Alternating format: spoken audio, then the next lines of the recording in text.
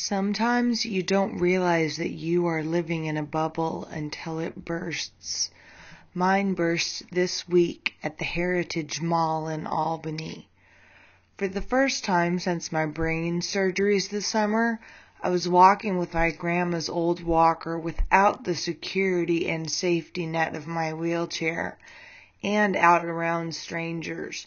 The mall was loud, swarming with people. But all my daily walker laps and physical therapy all paid off. I made it easily to a bench and sat down while my daughter went off in one direction and my mom went off in the other. I sat on the bench with my walker in front of me, taking it all in, marveling at how a mere month earlier the sounds and sights of the mall had quickly overwhelmed my still healing brain. But from my bench, my healing vision saw a young boy walking by and pointing at me, and my healing hearing heard his laughter, and my bubble was gone.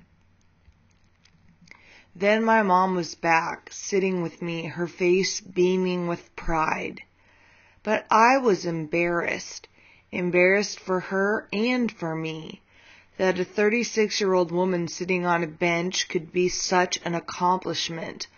I wanted to leave, to cry and shout about how unfair this all is, but I stayed, and my mom proudly walked with me through the Hallmark store, and my daughter held the door and chatted with me just like she always has, because I am still me, which is incredible when you consider the month of August. If that boy had seen me trying not to die in the ICU at St. Joe's in Phoenix in August, his face would glow like my mom's does, because she was there. She sat with me, held my hand, tried to sleep in an unfamiliar hotel bed far away from our homes in Oregon, and waited for the phone to ring, to hear if her only child was alive or dead, so she could tell my dad if he still had a daughter, and tell my daughter if she still had a mom. How could that boy know how brave I was being, how brave my mom was being, leaving me there on the bench when a few short months ago she was tossing and turning on the couch in my hospital room, afraid to leave me overnight? If that boy had been one of my former students, he would have known what a big deal it was for me to be there out of my wheelchair, and his pointing finger would have been to show his parents that Miss York was there on the bench, and his laughter would have been a mixture of relief and of a memory of some good time we'd had together. He would not have kept on walking. He would have joined me on the bench and chatted with me, and he would have bragged to his friends at school about having seen me. Before the rug was pulled out from under my life and the lives of my loved ones, would any of us have seen someone like me sitting on a bench at the mall and given her a second thought? A few days ago, an older man came up to me while I stood with my walker at the counter in the safety of my favorite coffee shop in Corvallis, and he had that same glow that my mom does when she and I are out together. He knew that what I was doing was hard and scary because his wife had also had to struggle to get her life back, like I struggle every day. He knew, and he took a few seconds out of his day to beam at me and to give me some kind words of encouragement.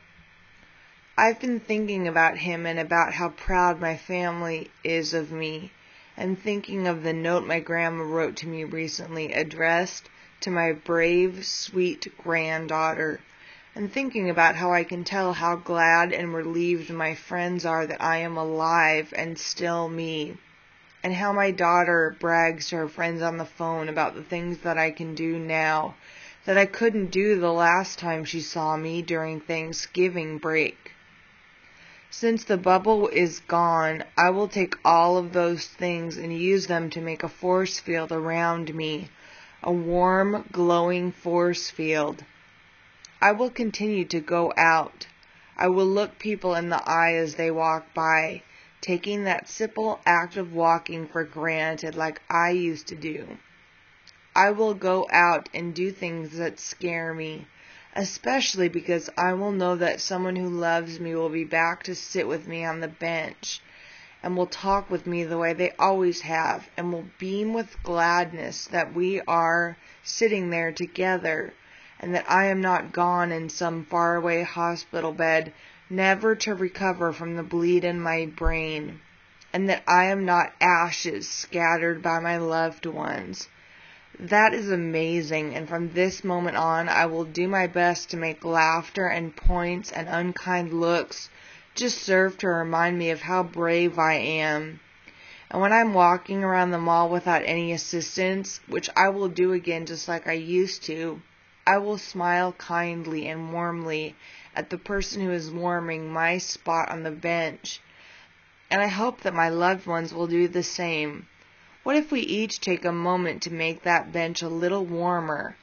Think of the force field of healing that we will create for that brave, sweet person.